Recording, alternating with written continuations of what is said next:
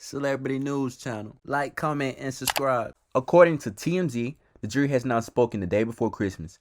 A jury in downtown Los Angeles found Tory Lanez guilty of assault with a semi-automatic firearm in the shooting of Megan Thee Stallion, and he now faces years in prison. It is up ultimately to the judge, and that is not going to happen for some time. There's going to be a sentencing report and whatnot. But I think that he is in danger of getting a fairly significant prison term, given the way this case played out and given the insinuation at least there might have been witness tampering at the fact that she felt like I don't even want to be here anymore. Like, I think there's a heavy burden right now when we talk to the witness tampering. The biggest example of that was Kelsey's testimony.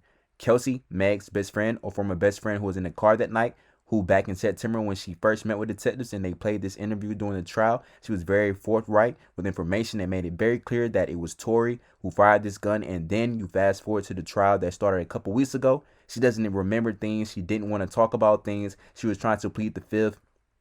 It was very clear, and that's what prosecutor tried to make clear as well, that sometime between September and the trial date, something changed with Kelsey, that whether that was witness tampering or maybe her own decision, that's really only something that she and this possible other person may know. But nonetheless, I think the jury saw right through that. And so with the judge. And also now when it comes to sentencing, the judge can also consider the fact how weird it is that this bodyguard who is supposed to testify mysteriously disappeared.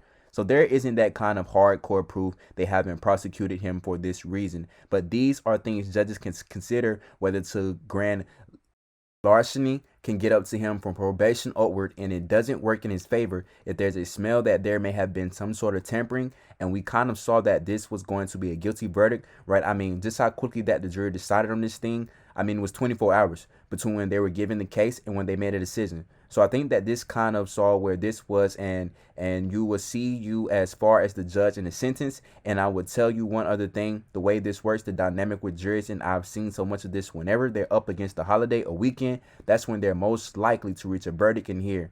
You've got the Friday before Christmas and all of, the New Year's week and everything else. They wanted to come in with the verdict.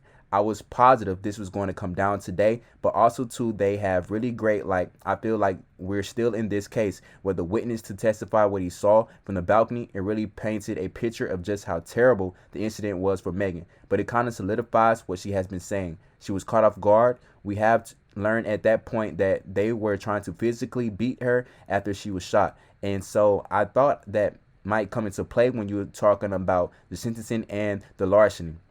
I'll tell you one more thing about the tea leaves that we were reading beforehand is the jury had a question about what the term willfully meant, and what that meant to me is they are already determined that he had fired this weapon and they were just seeing how to assess his intentionality.